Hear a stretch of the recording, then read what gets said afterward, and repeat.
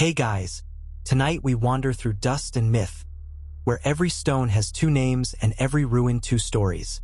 The air is dry, the kind that fills your nostrils with warm memory and a bit of prehistoric pollen.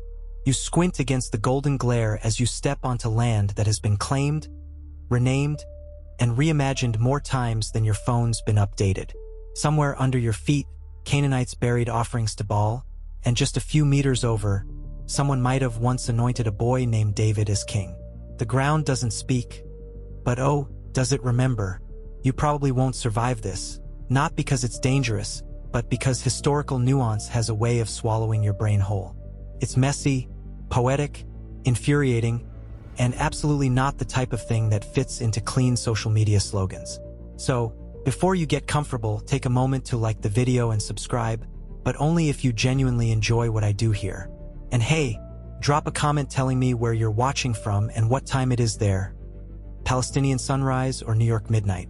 Now, dim the lights, maybe turn on a fan for that soft background hum, and let's ease into tonight's journey together.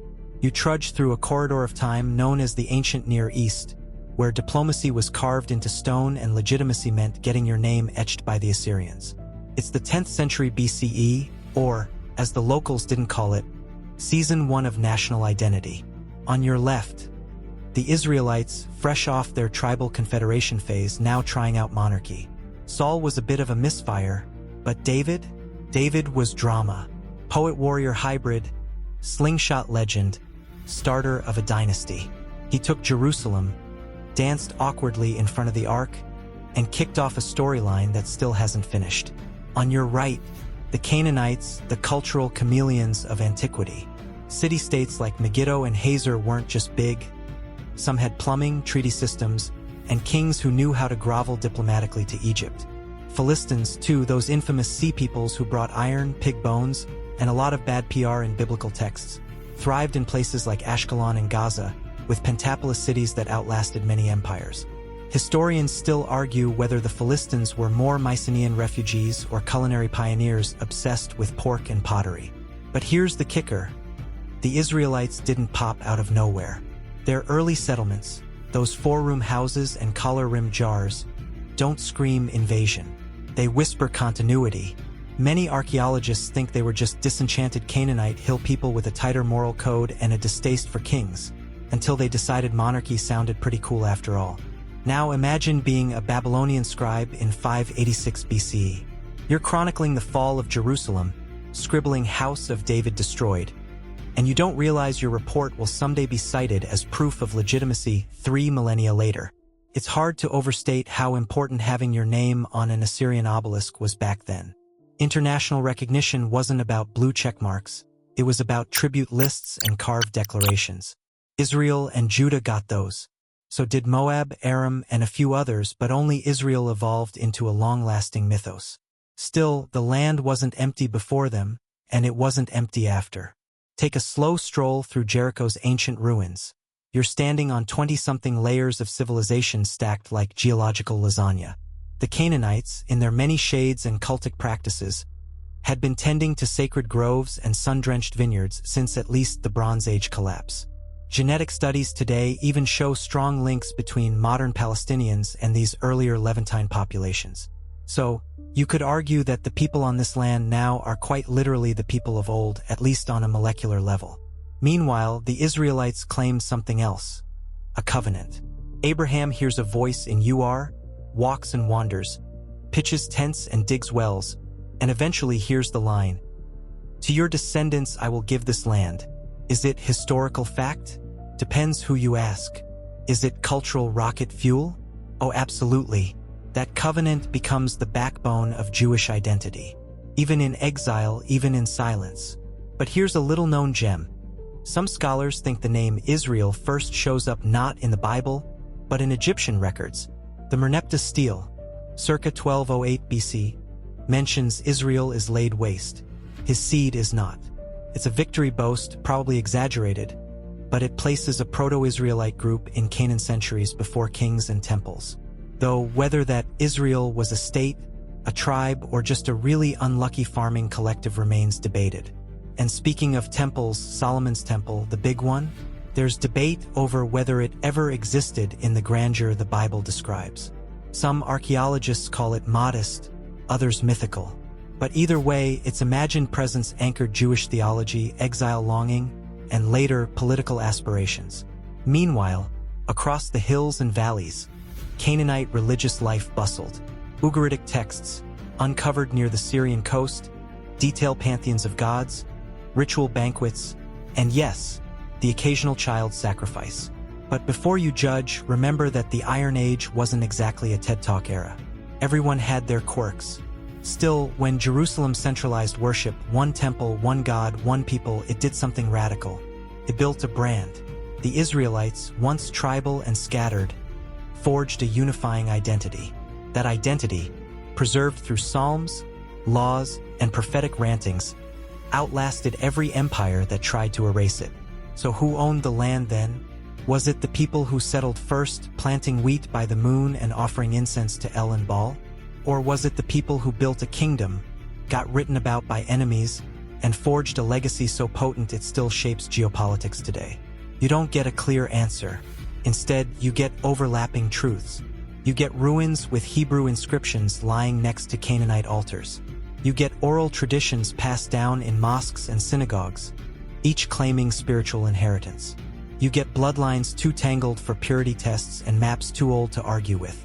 And as the sun sets over this dusty cradle of civilization, you realize something strange. The land itself doesn't pick sides. It just remembers everyone. You feel it in your knees as you descend into Babylonian exile. Not literally, of course, but through the echoes of a people carried far from home and yet somehow never let go. The road out of Jerusalem is hot, dry, and full of disbelief. In 586 BCE, the Babylonians don't just sack a city, they shatter a worldview. The temple is gone. The monarchy, gone. The sense of divine protection, thoroughly reconsidered. You think about what happens when a nation loses its land. Most vanish into footnotes. But the Jews? They doubled down on memory. With no king, they made texts their temple. With no soil, they planted identity in law. Rabbis replaced generals. Scrolls replaced swords. And the result? A mobile civilization built on portability and precise recall. You could pack your Torah, light your Shabbat candles, and carry your homeland in a backpack. Not a bad survival trick when you're going to be chased for the next 2,000 years. Historians still argue whether the Babylonian exile was a moment of total rupture or slow adaptation, but there's no debate about its legacy. The trauma got canonized. Lamentations, Ezekiel, Psalms of Longing, by the rivers of Babylon. Yeah, that's not just a catchy reggae line. That's exile poetry. Fast forward a few centuries, and the Romans pick up where Babylon left off. After yet another Jewish rebellion, this time led by a man named Bar Kokhba in 132 CE, the Romans flattened Jerusalem again and banned Jews from entering. They renamed the region Syria Palestina, a cheeky insult meant to erase Jewish identity by referencing the Philistines, long gone but still rude in Roman memory. You walk with those exiled Jews across North Africa, through Spain, down into Yemen, up through France and Poland. Some settle in Baghdad, where the Talmud blooms and a Jewish golden age takes root under Muslim rule. Others find a weird, gray-skied haven in Lithuania. They build synagogues, schools, and endless arguments. Some of those debates, still quoted today on internet forums no one should visit after midnight. But here's the thing. Even as they scatter, they face constant reminders that they don't quite belong. In Spain, they thrive until 1492. And no, it's not just Columbus. That's also the year the Jews are expelled. In Eastern Europe, pogroms flare like seasonal storms. In Arab lands, Jews live relatively safely, often as dhimmi, protected but clearly second tier. And yet they write home. Not literal home, but imagined home. Letters sent from Aleppo to Safed. Donations raised in Venice for Jerusalem's poor. Pilgrims risk disease, robbery, and some pretty sketchy sea captains just to touch the Kotel, the Western Wall, all that's left of the Second Temple. Some Jews never left the land at all, maintaining quiet communities in Galilee or on the hills of Hebron. But let's be clear, this isn't just about holy sites or nostalgia. This is about identity stitched into ritual. A Jew in Prague and a Jew in Fez both turn to face Jerusalem when they pray. Both say next year in Jerusalem every Passover. Both treat that city not as a place on a map, but a promise in the bones. Quirky detail? There's a Jewish tradition that the souls of the dead roll through underground tunnels to reach Jerusalem when the Messiah comes. Not metaphorical souls, actual rolling corpses. It's morbid. It's weird. It's wildly poetic. And it says something. Even in death, the land still calls. Of course, not all Jews interpret this literally. Some reformers in 19th century Germany begin preaching that Judaism is a religion, not a nation. No need to go back to some desert ruin. Berlin is home now. Or Paris. Or, if they really have bad luck, Warsaw. But other Jews? They never let go of the idea that home was eastward. Zion becomes more than a prayer, it becomes a plan. And so, even as nationalism sweeps Europe, Germans wanting to be German, Italians remembering Rome, some Jews think, maybe we should want that too. But in our place, our Zion. Thus begins the ideological groundwork for Zionism. Not just spiritual return, but political one. Land, flag, anthem. A place to walk freely without dodging curses or clubs. Yet even now, centuries before Herzl and the First Zionist Congress, you find glimmers of this longing.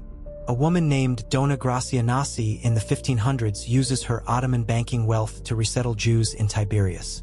Not as a cute spiritual getaway, but as a real project. A prototype of something bigger. So what does all this mean?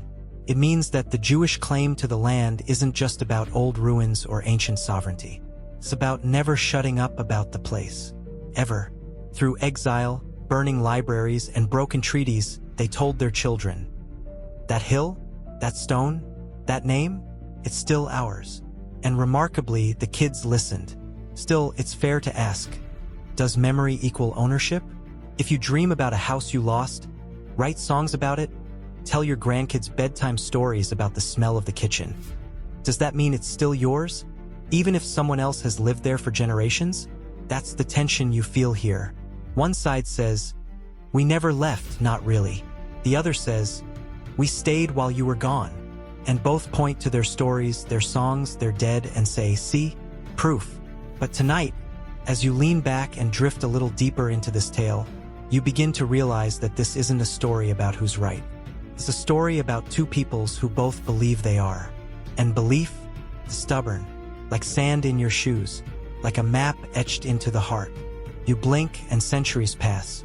The deserts cool slightly, trade routes shift, and somewhere far off, a prophet rides from Mecca to Medina, altering the course of the entire region.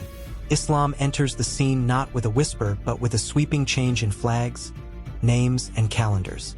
The year is 638 CE when the Muslim Caliphate, specifically under Caliph Umar, takes control of Jerusalem. There's no massive destruction this time, no scorched temple. Instead, a pact is signed. Christians stay. Jews return. A new era begins. One filled with domes, minarets, and an unmistakable call to prayer that now floats through the alleys of ancient towns. You wander the city as it begins to dress itself differently. Where once stood Roman columns, now rise crescent moons. Where Solomon's temple once reached skyward, the dome of the rock now gleams in gold. A glimmering monument built in 691 CE that becomes not just an architectural marvel, but a theological statement. Here, Muslims believe the Prophet Muhammad ascended to heaven during his night journey. Not from Mecca, not from Medina, but from this city, from this rock. This isn't just real estate anymore. It's sacred launchpad.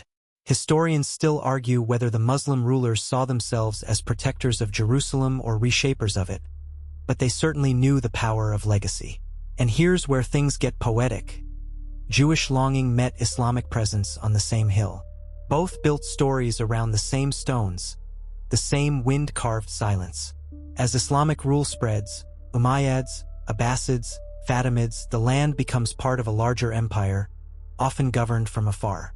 You notice that under Muslim leadership, Jewish and Christian communities aren't obliterated. They're managed, sometimes tolerated, occasionally persecuted, usually taxed. This is the dhimmi system. second-class citizenship wrapped in official paperwork and uneven kindness. You pass through towns where Arabic replaces Aramaic on street corners. Names shift. Judea becomes Palestine in Arabic administrative language, derived from the older Roman Palestina. It's not a new identity just yet, but the labels are shifting. Then the Crusaders show up. It's 1099 and you definitely feel it. Everything smells like metal, blood, and sweat-soaked linen. These armored tourists from Europe don't exactly do nuance. They slaughter Muslims, Jews, and Eastern Christians alike. It's a full holy war buffet. Jewish synagogues are burned, mosques defiled, bodies piled. Even by medieval standards, it's excessive. But don't worry, this phase doesn't last. By 1187, Salah ad-Din Saladin, if you're reading from a Western textbook, takes it all back. The Ayyubid dynasty reinstates Islamic control, this time with a little more forgiveness baked in. He allows Jews to return, Christians too. The city rediversifies. Call it Jerusalem 3.0. One quirky tidbit here. During these transitions, pilgrims of all faiths continue to flow in. You read travelogues from Jewish scholars like Benjamin of Tudela and Muslim poets who write odes to Jerusalem's olive trees. Even Christian monks trekking barefoot from Germany show up, clutching crosses and probably regretting the sandals. By the time the Mamluks take over in the 13th century, you begin to see stability of a different kind. These Egyptian warrior slaves turn sultans' poor resources into infrastructure, education, and religious endowments across Palestine. Madrasas sprout up. Aqueducts are repaired. The land becomes less a battlefield and more a network of small cities and farmsteads tied into regional trade. Still, the Jews remain a minority, smaller than Christians, dwarfed by Muslims, but present. They live in Jerusalem's Jewish quarter, in Safed, in Hebron. Some are Spanish exiles fleeing the Inquisition. Others are old-school Middle Eastern families who never left. Safed especially becomes a beacon. In the 1500s, it emerges as a center of Jewish mysticism. You walk its winding alleys, listening to whispers of Kabbalah and legends about the Messiah hiding in disguise among beggars. The mystics here don't just study, they sing. The prayer Lachadodi, still recited every Friday night in synagogues worldwide, is born here. And while you're humming that melody, Ottoman boots step onto the scene. By 1517, the Ottoman Empire absorbs the region into its sprawling domain. Unlike the Crusaders or earlier Muslim dynasties, the Ottomans bring bureaucracy, land registries, tax codes, millet systems. You now have paperwork. The Ottomans, ever pragmatic, allow Jews and Christians to manage their own internal affairs. Just pay your taxes and don't stir up too much trouble. Under their watch, Jews live in relative peace, even flourishing in pockets. Some return by choice, others by desperation. But here's what surprises you. The locals, particularly Arab Muslims and Christians, don't think of themselves as Palestinians yet. They're villagers from Nablus, merchants from Jerusalem, fishermen from Jaffa. Their loyalties are more familial, religious, and geographic than national. Still, the threads of identity are being spun. You see a steady Arab-Muslim majority developing slowly, organically. Generations pass in the same stone houses, on the same sun-drenched hills. Olive groves get passed down. So do stories, names, graves. It's important to pause here and feel this. For centuries, nothing really dramatic happens. No wars, no mass migrations, just people living, dying, building, arguing about goats. You get the sense that, in a different timeline, this land might have stayed a patchwork of faiths and dialects, like a quiet mosaic under the Ottoman sun. But that would be too easy, wouldn't it? Because underneath all this peace, the embers of history keep glowing. Jews across Europe and North Africa still face waves of persecution. Blood libels, expulsions, ghetto walls, pogroms. And while Jews in Ottoman Palestine might feel somewhat stable, the dream of more still pulses. Meanwhile, the Arab villagers are mostly unaware that their future is being plotted in books, boardrooms, and pamphlets far away, from Vienna to Paris. A return is being envisioned, but not their return. And as you look out over the hills of Hebron or the port of Jaffa, you realize this chapter wasn't just about changing rulers. It was about accumulating layers of meaning, of memory, of scars. The land isn't just claimed. It's overwritten, like an old manuscript scraped and reused, but never fully erased. You're standing in a wheat field now. The air smells of dust and stone ovens baking flatbread. Somewhere, a donkey brays like it's got serious opinions about property rights. It's the 17th century, give or take a few Ottoman tax ledgers. And while the great empires have cooled into administrative routine, life in Palestine moves to the rhythm of harvests, marriages, and the muezzin's call from minarets that haven't changed much in 500 years. You kneel down and run your fingers across the soil. This isn't metaphorical land anymore. This is registered land. You can thank the Tapu Defterleri, those meticulously kept Ottoman tax books. They list every field, grove, and goat in impressive, sometimes exhausting detail. Historians still argue whether these records prove absolute ownership or just usage rights. But either way, they paint a vivid picture. Thousands of Arab families tilling soil, paying taxes, planting lineages as deep as olive roots. These villagers don't call themselves Palestinians yet. They're not busy crafting manifestos. They are, however, very busy with irrigation. You pass by farmers in Nablus who've built stone canals to water fig trees, families in Ramla harvesting grapes, and fishermen hauling in silver fish from the coast of Acre. The land, often imagined today as a constant war zone, is for now a living place of quiet continuity. The Jewish population is still here, too modest, mostly urban, and deeply woven into the Ottoman millet system, which allows religious minorities to govern themselves. They pay the jizya tax, wear identifying dress in some regions, and have legal limitations. But they also run synagogues, operate courts, and continue a centuries-long habit of writing Jerusalem into every letter and prayer. One quirky tidbit you stumble across in the records. During one Ottoman inspection, a group of Jewish residents in Safed managed to negotiate a tax reduction because the locust that year had clearly been anti-Semitic. No one took it seriously, but the paperwork went through anyway. But back to the fields. You wander through the village of Beit Dajan. There's no electricity, no schools yet, just sun-cracked walls and children playing with carved olive wood toys. Some families here trace their roots back 10, 12, 15 generations. That's longer than most countries have existed. And while nationalism hasn't yet arrived, identity certainly has. Muslim, Christian, Orob, Greek Orthodox, Armenian. These are the categories that define social life, inheritance, and where your mother wants you to find a spouse. Still, the land is shifting quietly. The Ottomans begin modernizing. They introduce land reforms in the 19th century that encourage people to formally register plots. Great in theory. But here's the twist. Many local farmers, suspicious of taxes or unfamiliar with paperwork, don't register their land. Instead, it ends up in the names of absentee landlords, wealthy families in Beirut, Damascus, or even Istanbul. Historians still argue whether this registration failure doomed many locals to future displacement. But you start to see how legal mechanisms can shape destinies generations later.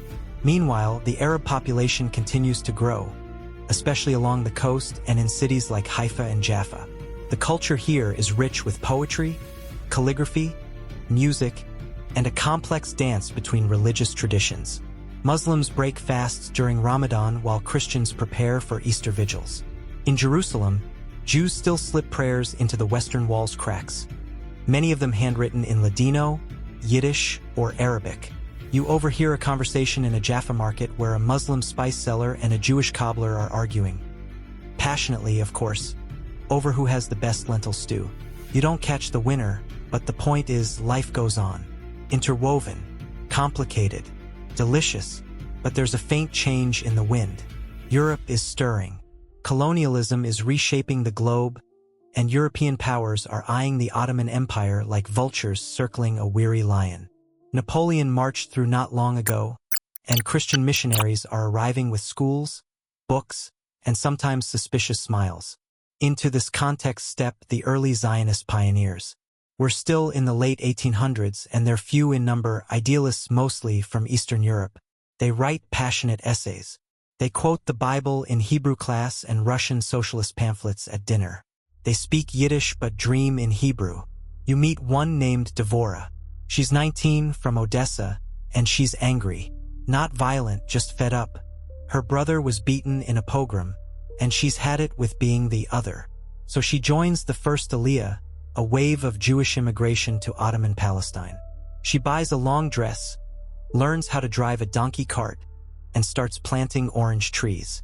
Here's the strange thing. She's not displacing anyone yet. Her group purchases land legally from absentee Arab landlords. They often arrive to find local tenant farmers still living there, confused as to why the new owners speak Russian and won't eat their lamb stew.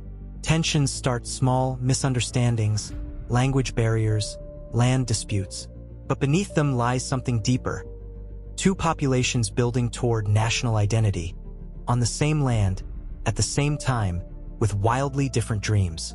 The Arabs of Palestine aren't passive. By the late 1800s, they're forming newspapers, debating reform, and quietly realizing that they might lose something if they don't start naming it. Palestinian begins to shift from a regional label to something more political. It's a slow awakening, like stretching after a long nap and realizing someone moved your shoes. Meanwhile, the Ottomans try to hold it all together. New railways, telegraph lines, censorship. They know they're losing grip, but they haven't lost the whole thread just yet. And you, walking these fields, standing in the shadows of mosques and synagogues, begin to feel the tension humming under the soil. The Jewish return is still idealistic, still relatively small, but it's gaining momentum. The Arab presence is vast, centuries deep, and about to be formally challenged.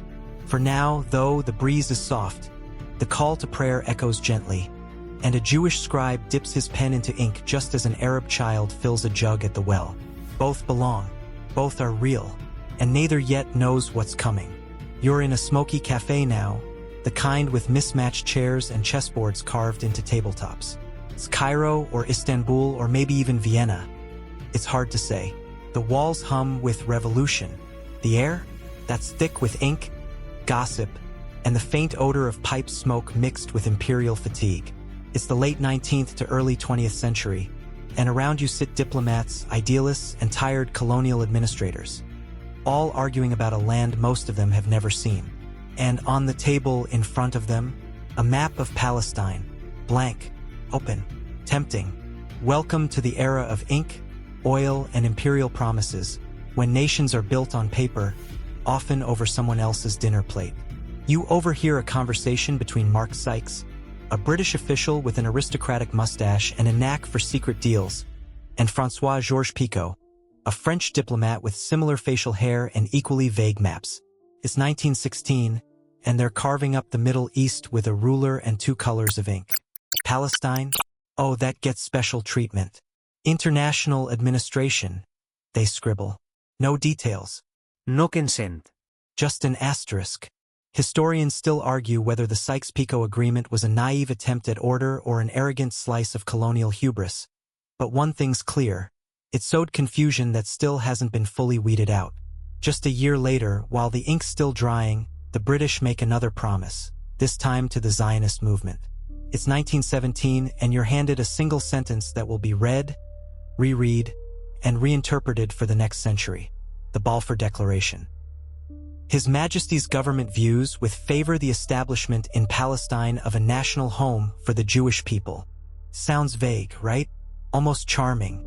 But to the Jewish diaspora reeling from pogroms, and to the early Zionist movement scrambling for a foothold, it's an open door. And then comes the catch. It being clearly understood that nothing shall be done which may prejudice the civil and religious rights of existing non-Jewish communities in Palestine. You almost laugh because here comes the future's greatest contradiction, baked right into one diplomatic sentence. Support a Jewish homeland, but also protect the rights of the people already living there, who, by the way, made up over 90% of the population at the time. That's not just writing a check you can't cash. That's scribbling promises in invisible ink. Meanwhile, Jews across Europe are listening. You sit next to Theodor Herzl, the father of modern Zionism, pacing through a Vienna hotel room in 1896. He's writing Der Judenstaat, the Jewish state. His premise is blunt. Anti-Semitism will never go away. Assimilation won't save us. So let's stop begging for scraps and go build something of our own. Not in Uganda, not in Argentina, but in Eretz Yisrael, the land of Israel. You hear the printer's press thudding as thousands of copies make their way across Europe and beyond. Some Jewish communities embrace it, others scoff, many worry. Will this dream create new hope or invite new danger? Back in Palestine, immigration begins to pick up. The second Aliyah brings more than just idealists, it brings ideologies. Socialism, communal living, Hebrew revival. The kibbutz is born, and along with it, a new generation of Jewish settlers who see themselves as farmers, warriors, and poets. But you can't ignore what's already there. The Arab population, Muslim and Christian alike, is growing wary. Ottoman reforms have allowed for a nascent Arab press to emerge, and papers like Philastin and Jaffa begin publishing editorials that ask, wait, who invited these people? Quirky aside, at this time, there are even Zionist Arab dialogues, sincere, tentative attempts at coexistence. Some early Jewish settlers learn Arabic. Some Arab landlords partner with Jewish buyers. There's a flicker, just a flicker, of shared future. But the ground is already shifting. World War I ends, the Ottomans collapse, and the League of Nations awards Britain a mandate to govern Palestine. Now, the Balfour Declaration isn't just a letter, it's law. Britain is now responsible for facilitating a Jewish national home, while simultaneously protecting the Arab majority. You can already see how that's going to go. Jewish immigration surges. Many escape rising anti-Semitism in Europe. They bring engineers, capital, and a relentless work ethic born of trauma and urgency. Orange groves flourish. Schools are built. Tel Aviv begins to glow with Art Deco balconies and Hebrew street signs. But Arab fears aren't paranoid. Land is being bought, legally, yes, but it often results in tenant farmers being evicted. Fields once worked for generations now fenced off by newcomers who don't share language, customs, or collective memory. You walk into a village where a Palestinian farmer, unable to read Turkish title deeds, finds out he no longer owns the olive grove his grandfather planted. His new landlord is a businessman from Vienna, fluent in 3 languages, but not his. Tensions flare. Protests, then riots. 1920, 1921, 1929. Especially in Hebron, where 67 Jews are massacred in a swirl of rumor, resentment, and decades of mistrust boiling over. British police are overwhelmed.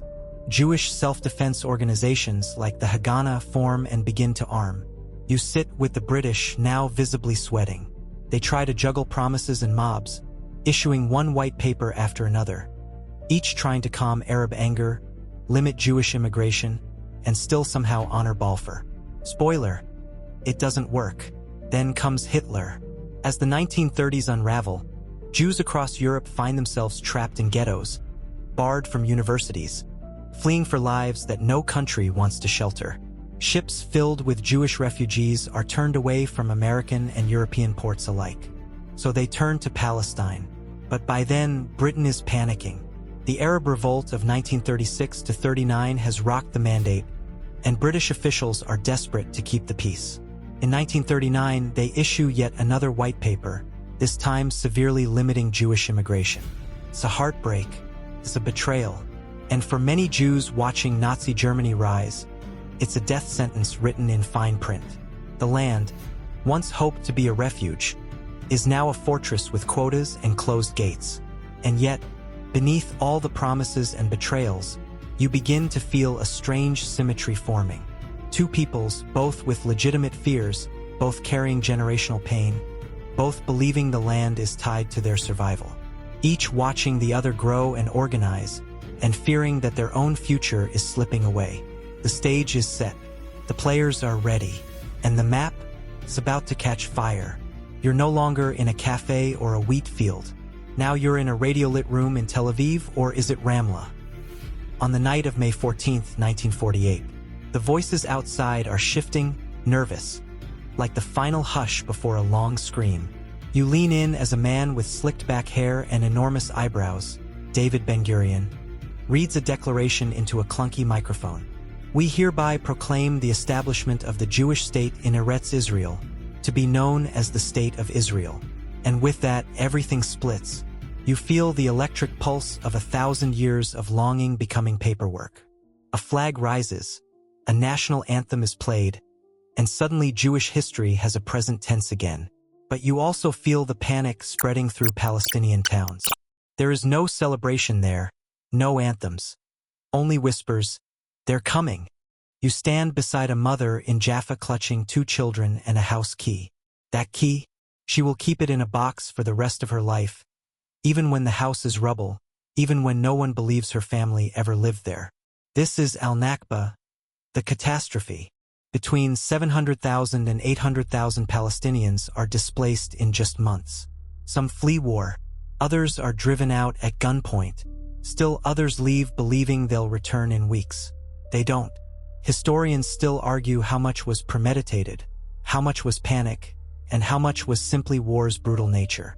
Some point to Plan Dalet, a controversial Haganah military strategy seen by some as a necessary defense, by others as ethnic cleansing. The truth, as usual, lies somewhere complicated. You stand now at the edge of Lydda in July 1948. Israeli forces have entered. Thousands of Palestinian civilians are told to leave. The sun is merciless. Water is scarce. Babies die along the road. Men are rounded up. Some are shot. Years later, Israeli historians like Benny Morris will write about it, shocking readers who had believed for decades that they just left. Meanwhile, Jews across Arab lands feel the shockwave. In Baghdad, synagogues are torched. In Cairo, Jewish businesses shutter overnight. Riots erupt. Slowly, then rapidly, Jewish communities that had existed for centuries vanish. Over 850,000 Jews leave or are expelled from Arab countries between the late 1940s and 1970s. Many resettle in Israel. Many never speak Arabic again. So yes, this is a double exodus. 2 peoples moving in opposite directions, each thinking they're walking towards safety, each leaving pieces of themselves behind. You wander the new Israeli streets where Holocaust survivors, Yemenite Jews, and Moroccan immigrants build a state while living in tents and food ration lines. There's joy, yes, but also trauma stacked like shipping crates. Meanwhile, in the West Bank and Gaza, now under Jordanian and Egyptian control, refugee camps sprout overnight. They're meant to be temporary. Spoiler, they're not. You enter one in Rafah. There's no sewage system. Food arrives in sacks marked UNRWA. Children play with tires. Every adult you meet speaks of a village they once knew. A pomegranate tree, a courtyard, a well. But the maps are already changing. Those villages, many are already gone, bulldozed or renamed in Hebrew. And here's a strange twist.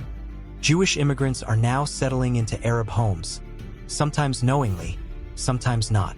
You meet a Moroccan family moved into a house in Haifa with green shutters and Arabic graffiti still on the walls. They feel lucky to have a home.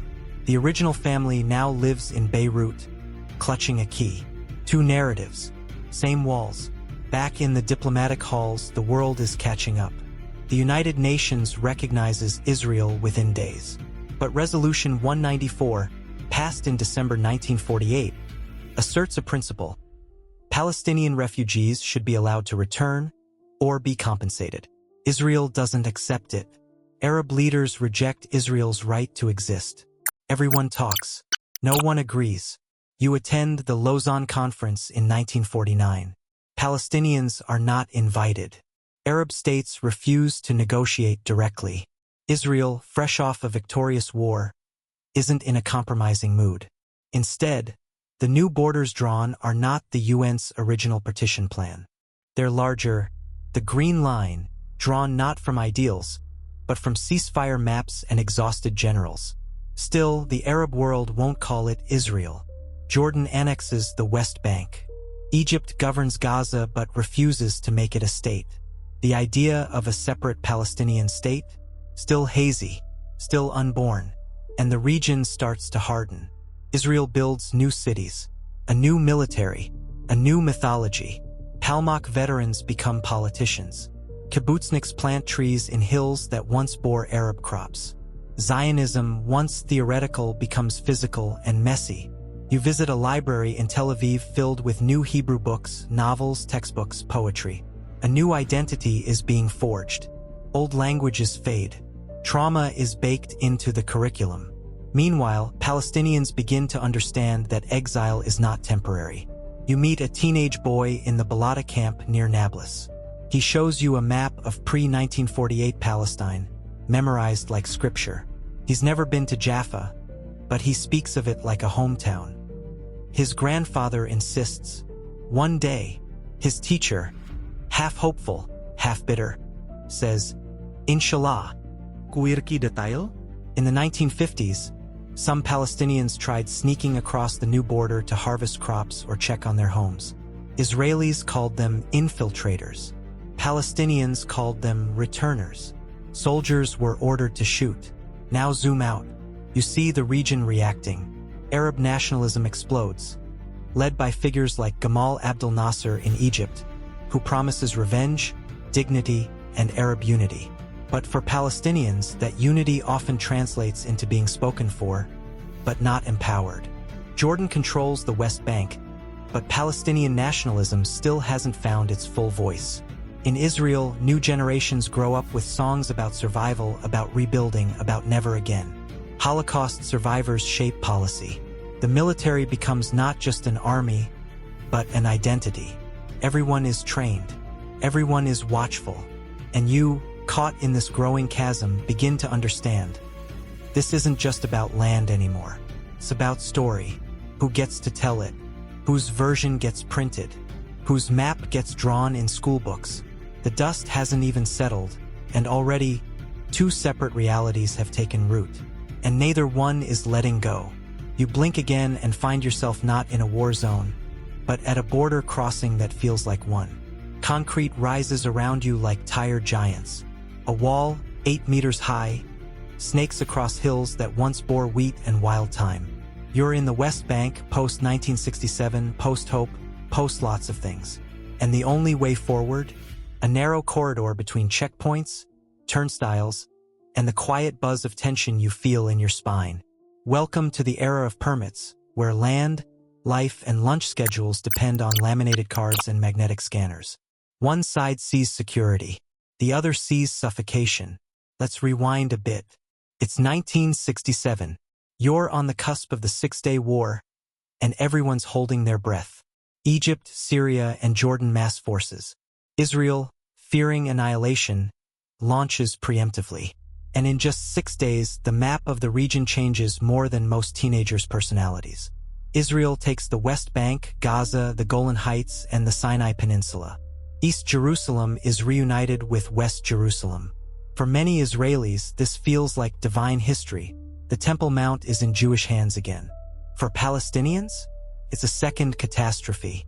Historians still argue whether Israel wanted to keep all this land permanently. But one thing's clear: the occupation begins. And with it, so does a new layer of resentment. You visit a village outside Ramallah, where suddenly everything must go through Israeli military administration. Building permits, water access, road access.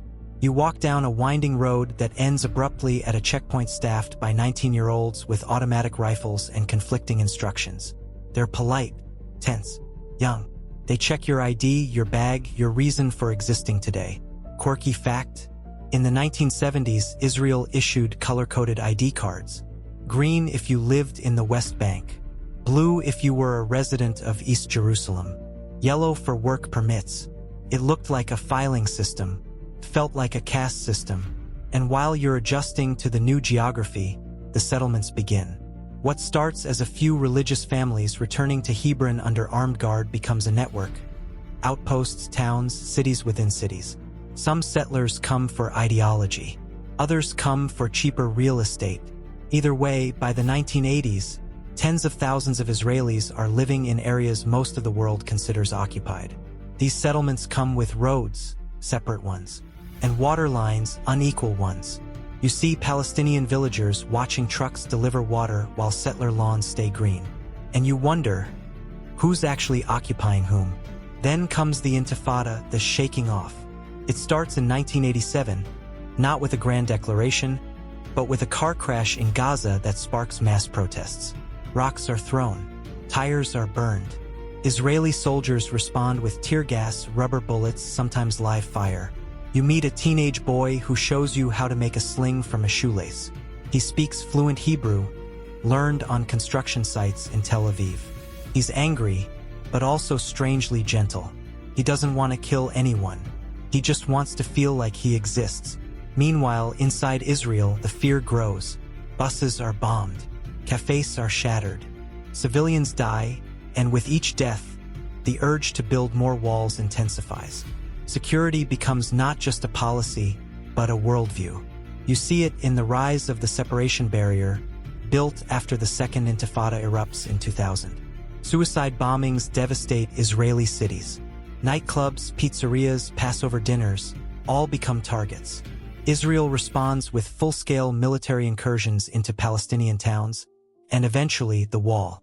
It doesn't follow the 1967 borders neatly. It weaves, it juts, it encloses, often cutting Palestinian farmers off from their land. From above, it looks like a scar. From below, it feels like a sentence. And here's the paradox. It works. Suicide attacks decrease dramatically. Israelis begin to feel safer. But Palestinians? They feel amputated. You step into Kalandia checkpoint, one of the largest in the West Bank. The air is thick with impatience. People line up before dawn to make it to jobs inside Israel. Sometimes the gates open. Sometimes they don't. No explanations given. Just a red light that stays red. Then you walk down a street in Tel Aviv and it feels normal. Cafes full.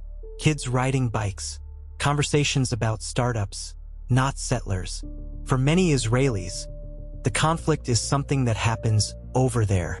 But over there is just a few miles away. One quirky observation: in the 2000s, Israeli GPS apps intentionally misroute users to avoid Palestinian areas. It's not a conspiracy, it's an algorithm designed for safety. But it has the strange effect of making huge portions of the land digitally invisible to one population. And yet, despite all the barriers, physical and emotional, people still try to connect. You sit in a living room in East Jerusalem with a Palestinian mother who teaches Hebrew to neighborhood kids because she believes language can be a kind of bridge. Later, you join a group of Israelis in Ramallah. Activists, academics, sometimes just curious souls who cross the checkpoints to listen, to talk, to share a meal. But those moments are fragile. Every rocket, every stabbing, every military raid makes them harder to justify.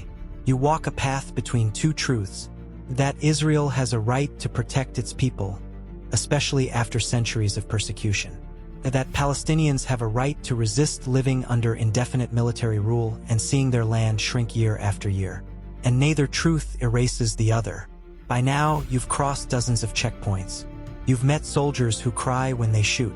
You've met boys who throw rocks without knowing why. You've met families who still have the deeds to houses that don't exist anymore. And you've seen how history, once a story in a book, has hardened into a daily grind of permits, delays, and barricades. And somehow, everyone you meet still uses the future tense. When we have peace, when the occupation ends, when we go home, but the when keeps drifting further into the distance.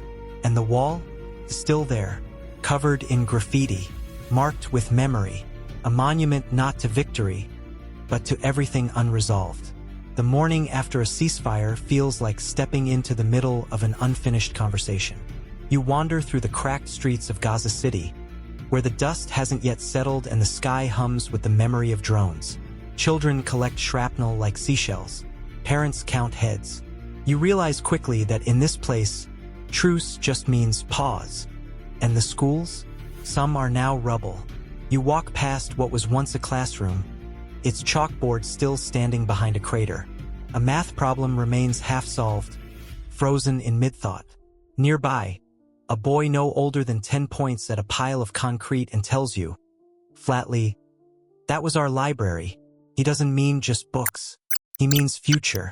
In this strange, scorched normal, everyone seems to move a little faster than grief would allow. Gaza's people rebuild before the ink dries on the latest ceasefire agreement. Whether it's brokered by Egypt, Qatar, or a string of exhausted UN officials. And while the paperwork floats across international desks, life on the ground is measured not in policies, but in power outages and water truck deliveries. Meanwhile, you hop across the border, if you're lucky enough to have permission, and find yourself in Sderot, a small Israeli town just a few kilometers away. Here, the threat comes from above. The Iron Dome hums overhead, the shelters are everywhere, and the children's playgrounds are built with bomb-resistant tubes disguised as whimsical tunnels. It's jarringly close. The rockets take seconds to cross. You speak with an Israeli mother who tells you how she learned to change diapers while counting backward from 15, the average time it takes to reach shelter. Her toddler now thinks sirens mean nap time. That's not normal, but it's life. Historians still argue whether Hamas, the militant group ruling Gaza, rose out of grassroots resistance or was fueled by regional politics and miscalculations. What's undeniable is that it now defines the space. It runs the government. It fires the rockets. It builds the tunnels. And its charter once explicitly called for Israel's destruction, though some leaders later revised the language for international audiences. You're shown a tunnel entrance discovered under a nursery school. The Israeli soldier leading you through it is calm, a little too calm. He's done this before. But then you meet a teacher in Gaza who says she has nothing to do with rockets. Her only weapon is a whiteboard. Her students can recite Shakespeare and Darwish. She doesn't vote for Hamas. She doesn't even like them. But she still has to live under them. And under the blockade. And under the sky that might drop steel at any moment. This is the heartbreak of Gaza. 2 million people in 140 square miles, hemmed in by walls, bureaucracy, and politics no one fully controls. Electricity runs only a few hours a day. Desalinated water is a luxury.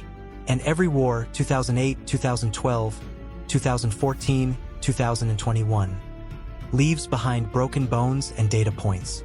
One quirky, tragic detail: Gaza has one of the highest literacy rates in the Arab world. It also has one of the highest youth unemployment rates. It's a place where everyone can read but no one can leave. Back in Israel, trauma wears a different uniform. You sit in a cafe in Tel Aviv where the topic of mandatory military service comes up. Everyone knows someone who's served in Gaza. Everyone knows someone who didn't come back. The conversation turns from military strategy to childhood memories with frightening ease. You meet a young Israeli who once guarded a checkpoint. He tells you about a man who crossed every day with a basket of strawberries. He never said a word, just smiled. And then one day he stopped coming. No one knows why. We didn't ask. Another soldier, posted near the fence, remembers hearing lullabies from the Palestinian side. A woman would sing every night. I never saw her, but I still hum the tune sometimes. In that moment, you realize that even in war, people leak humanity. But it's fragile. Each escalation begins with a provocation no one agrees on. A raid, a rocket, a riot. The timing is bad. The optics are worse. And before long, body counts start ticking upward and the news cycle spins into overdrive. You watch the language harden. Israel defends. Gaza retaliat. Civilian sti. Blame circles. Repeat. By the time the ceasefire is announced, it's already forgotten who fired first. What remains is grief, and a desperate need to claim the moral high ground before the next round begins. You look at international reactions. Protests erupt in London, Paris, New York. People wave flags, hold up photos of children, argue over hashtags like they're ancient scrolls. But here, in the dust and the noise, the war isn't metaphor. It's Tuesday, and then you see something impossible. A group of Israeli and Palestinian parents, the Bereaved Families Forum, who've each lost children in the conflict. Instead of choosing revenge, they choose storytelling. They travel together, speak together, cry together, not to erase their politics, but to say, we know pain, and we don't want more. You sit in their circle. There's no speeches, just presence. Someone reads a poem. Someone else passes around coffee. And for a moment, it's quiet. But just outside, the wall still hums. The The blockade still holds, and the sirens still work. You leave this moment with a truth heavier than blame. No one wins a war of identity. You can survive it, you can shape it, you can even market it, but you can't win it, because even when the rockets stop, the grief keeps flying. You open your phone and the war is there too. In the palm of your hand, 100 opinions shout at once. One tweet says genocide, another says self-defense, a third just posts a crying emoji and a flag. You scroll past fury wrapped in hashtags, infographics colored like blood, and teenagers explaining 3,000 years of history in under 60 seconds. Welcome to the front lines of perception. What used to be debated in dusty university halls or behind closed doors at the UN is now parsed in Instagram stories. The whole world's watching and commenting. You sit in a cafe in Brooklyn, where two tables are having the same argument in different languages. At one, an Orthodox Jewish couple talks about ancestral promises. At the other, a young Palestinian American quietly tells her friend she's tired of feeling invisible. And somewhere between the espresso machine and the exit sign, you sense the weight of a conversation neither side knows how to start. Meanwhile, protests flood the streets. London, Paris, Berlin, Chicago, bodies fill the air with chants. Some shout from the river to the sea. Others hold signs that say, "We stand with Israel." Most just want someone to listen. But listening here is rare. You scroll through TikToks of settlers dancing after a court decision. Then you flip to Gazan children sifting through rubble with bare hands. The algorithm doesn't care about balance. It just feeds you more of what you feel. Quirky detail? During one particularly heated flare-up, the hashtag #SaveSheikh reached over 500 million views on TikTok. Most of the world had never heard of this East Jerusalem neighborhood the week before. Now it was trending above K-pop and cooking hacks. Historians still argue whether this surge in online activism changes policy or just posture, but it undeniably changes pressure. Politicians tweet statements before they draft resolutions. Celebrities post graphics with Palestinian keffiyehs one week and Israeli blue stars the next. It's performative, it's powerful, it's chaotic, but beneath the clamor, stories still try to breathe. You join a Zoom panel featuring a settler from the West Bank and a Palestinian from Ramallah. The screen splits between red tile rooftops and corrugated metal. The settler talks about fulfilling prophecy. The Palestinian talks about water theft and daily humiliation. They both look exhausted. They both smile when their kids interrupt the call. Because in between the ideologies, people still happen. You watch as two teens, one Israeli, one Palestinian, debate on Clubhouse. They joke. They disagree. They call each other bro unironically. One says, "My grandfather built our house." The other replies, "Mine was kicked out of his." Silence hangs. Then, okay, but do you game? Sometimes peace starts like that. But these moments are rare and quickly buried by new headlines. A rocket hits a bus. A child dies in Jenin. An Israeli soldier is stabbed in Jerusalem. The comments explode again. Context vanishes. Volume wins. You talk to a media analyst who tells you, this conflict isn't just fought with guns. It's fought with narratives. And those narratives travel faster than bullets. Each side accuses the other of dominating the story, of silencing, of manipulating, of lying. And you realize both are right. In Western media, Israel often gets the institutional microphone. Government spokespeople in fluent English, press conferences with branded backdrops. But Palestinian social media? It floods timelines with raw footage. Unfiltered, emotional, sometimes heart-wrenching, sometimes manipulated. Truth becomes elastic, outrage becomes currency, and pain becomes strategy. You attend a cultural night in Dearborn, Michigan, home to one of the largest Arab American communities in the U.S. Young poets read about exile and checkpoints. Elders reminisce about orange groves and stolen summers. There's music, laughter, and a quiet pain that never quite leaves the room. Then you go to a birthright tour reception in Tel Aviv.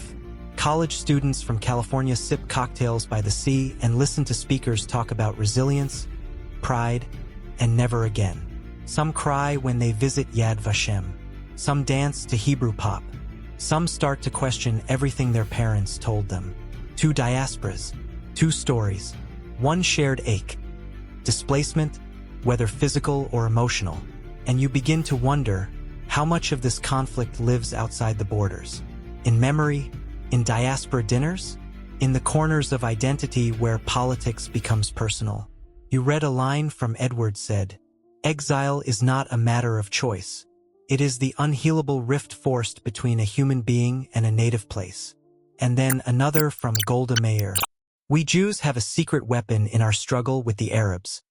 We have no place else to go." Both quotes cut. Both bleed truth. Neither resolves anything. And yet, through it all, you see younger generations growing louder, weirder, more curious. Some ask real questions. Some reject their parents' bitterness. Some try to make memes out of maps. It's clumsy, sometimes offensive, often powerful. You witness a Jewish girl in LA post a video explaining Zionism. The comments are half threats, half thank yous. The next day, a Palestinian teen in Jordan posts about life under occupation. He gets doxxed and applauded. You ask yourself, what does solidarity look like in a world this fractured? Is it standing with one side? Is it refusing to pick a side? Is it risking your own community's approval just to say, "I see your pain too"? There are no easy answers here. Just messy, overlapping truths trying to breathe in a world that prefers screaming. You close your phone. The silence is deafening and weirdly peaceful, because the real conflict, the ancient one, doesn't fit in 280 characters.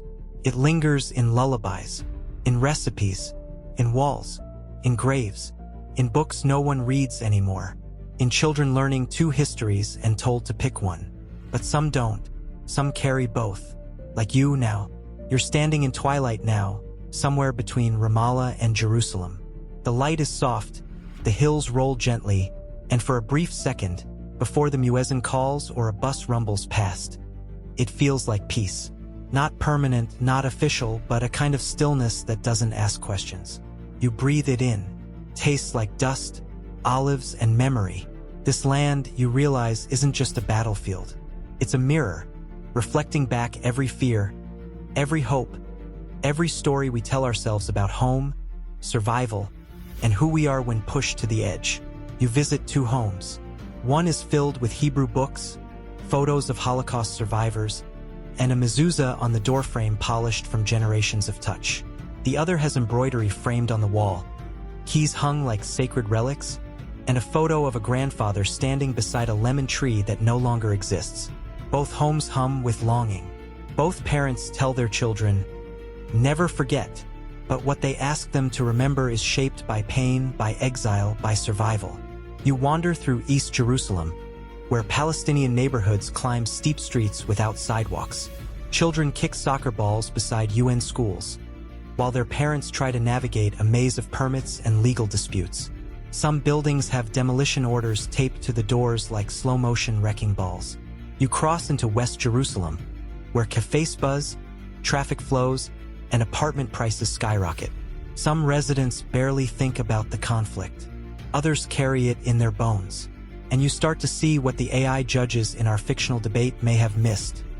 Truth isn't always in the archives. It's in the air. You meet a young Jewish Israeli who just finished military service. She's thoughtful, tired, and unsure what any of it meant. She tells you about nights on guard duty, staring at distant villages through night vision. "I wanted to protect people," she says, "but sometimes I couldn't tell who needed protection." Then you sit with a Palestinian student in Birzeit. He studies history. He's memorized every map, every partition, every date. But when you ask what he wants, he doesn't say revenge. He says, to graduate without seeing a gun. Both are 21. Neither has ever met the other. You find yourself back at that wall again. Still tall, still gray, still etched with graffiti that reads things like, "This too shall pass," and "We're not numbers." You touch the concrete. It's cool, indifferent, a barrier made of fear, and grief, and realism. Historians still argue whether this land can hold two sovereign states, or whether the realities on the ground have already made that dream obsolete. Some say partition is dead. Others say coexistence was never born. Some whisper of confederations, of equal rights in one shared state. Others recoil, afraid of what that would mean. But out here, away from podiums and press releases, you see flashes of something different. A mixed band in Haifa playing Arabic and Hebrew lyrics under one roof. A Jewish Arab school where kids learn each other's holidays. A father and son in Hebron growing almonds alongside settlers they'll never speak to. A rabbi and imam arguing gently about Abraham's parenting skills over tea. Are these the seeds of peace or just anecdotes we tell ourselves to stay hopeful? You don't know. But you do know that every lullaby sung in Arabic has a cousin in Hebrew. That every sacred site is sacred twice over. That every funeral on either side sounds the same when the mothers arrive. Because this isn't just about land. It's about belonging. And neither people are tourists here. The Jews returned not just with suitcases but with 2,000 years of memory pressed into liturgy. The Palestinians never left, holding deeds, keys, and the weight of being called stateless in a place they've never stopped calling home. Two truths, and here's the unbearable beauty of it. Both can be right. You exhale and the air tastes older than borders. You close your eyes and you can almost hear the hills whispering in Aramaic, Arabic, and Hebrew. We were never yours, but we held you anyway. The sky turns dark. Somewhere, someone prepares for morning prayers. Somewhere else, a candle is lit for Shabbat. The land rests for a moment, and so do you. Now let's ease you out of this story. Slowly, gently, you're still here, still resting in that warm, layered silence that only comes after a long journey. The borders have blurred. The timelines have folded into each other. And what began as a question, whose land is this, has become something softer, more human, maybe even unanswerable.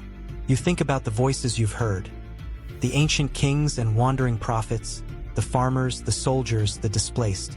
You remember the sounds, drones above, prayers below, the steady rhythm of olive branches bending in the wind. No resolution came, not really, but perhaps what came instead was something just as valuable. Understanding. Or at least the courage to sit with complexity. You stretch your legs. The lights in your room feel dimmer now, and your breath slows with the rhythm of this land you've walked in your imagination. Let the walls around you fade for a moment. Let the maps dissolve. Just rest in the quiet. Tomorrow the noise will return. The debates, the headlines, the comments. But tonight, you've heard the whole story, or at least as much of it as one heart can hold.